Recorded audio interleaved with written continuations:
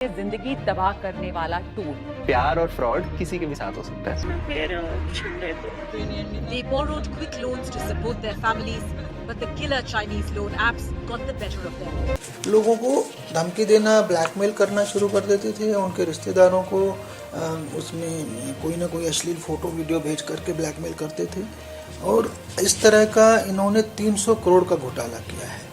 अभी तक जो हमारी प्राथमिक जांच में घोटाला तो बहुत बड़ा है पूरे देश भर में। अभी हमने सिर्फ 5 ऐप का डिटेल देखा तो national cyber crime reporting portal पे 95 कंप्लेंट्स हैं। चीनी लोन ऐप घोटाला एक ऐसा मामला है जिसमें चीन के कुछ फिनटेक कंपनियों ने भारत में अवैध रूप से छोटी अवधि के लोन प्रदान करके लाखों लोगों को ठगा है। इन कंपनियों ने मोबाइल ऐप के माध्यम से लोन देने का दावा किया था, लेकिन बाद में उन्होंने अत्यधिक ब्याज दर, अनैतिक शुल्क, ग्राहकों का उत्पीड़न, उनकी निजी जानकारी का दुरुपयोग और धमकी जैसे तरीकों का इस्तेमाल किया। इस घोटाले का पता लगने के बाद ईडी ने इन कंपनियों और उनके सहयोगियों पर धन शुद्धिकरण कानून के तहत छापेमारी की और उनके खिलाफ आरोप पत्र दायर किया है। इस वीडियो में हम इस घोटाले के पीछे के कारणों, प्रभावों और निष्कर्षों का विश्लेषण करेंगे। नमस्कार, आप देख रहे हैं एयर न्यूज़।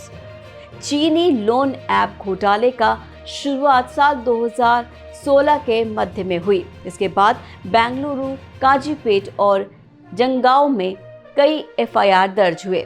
इन एफआईआर में ये आरोप लगाया गया था कि कुछ चीनी नागरिकों और कंपनियों ने भारत में फिनटेक कंपनियों, गैर बैंकिंग वित्तीय कंपनियों, एनबीएफसीज और भुगतान एग्रीमेंट्स गेटवे के साथ मिलकर अवैध रूप से लोन देने का व्यवसाय शुरू किया था। इन कंपनियों ने भारत में टीम निदेशक और सदस्यों का उपयोग करके अपनी पहचान छिपाई थी।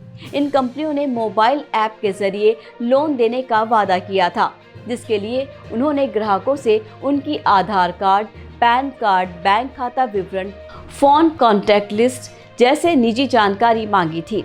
इन जानकारियों को उन्होंने चीन के सर्वर पर भेजा था।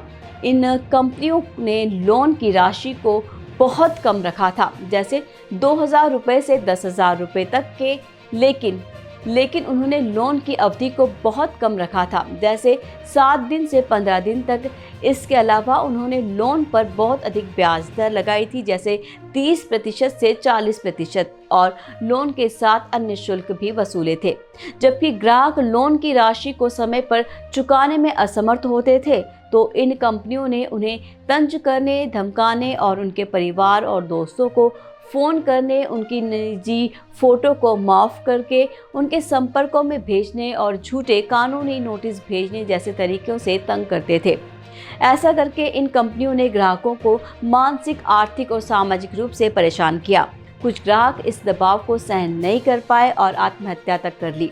इस घोटाले की जांच के दौरान ईडी ने इन कंपनियों के खातों में से करीब 300 करोड़ रुपए की राशि जब्त की।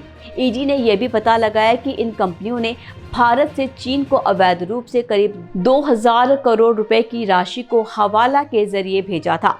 ईडी ने इस मामले में 17 चीनी नागरिकों और 7 भारतीयों के खिलाफ आरोप पत्र दायर किया है।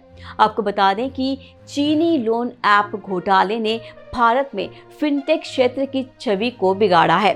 इस घोटाले के कारण भारत की सरकार और नियामक प्राधिकरणों ने फिनटेक कंपनियों पर नियमों और निगरानी को कड़ा किया है। इसके अलावा इस घोटाले ने भारत और चीन के बीच के आर्थिक और राजनीतिक संबंधों को भी प्रभावित किया है। इस घोटाले के बाद भारत ने चीन के कई फिनटेक और डिजिटल कंपनियों को अपने देश में कारोबार करने से रोक दिया है। तो ये थी हमारी खास रिपोर्ट। फिर मिलेंगे आपसे अगले वीडियो में। दीजिए विदा। नमस्कार।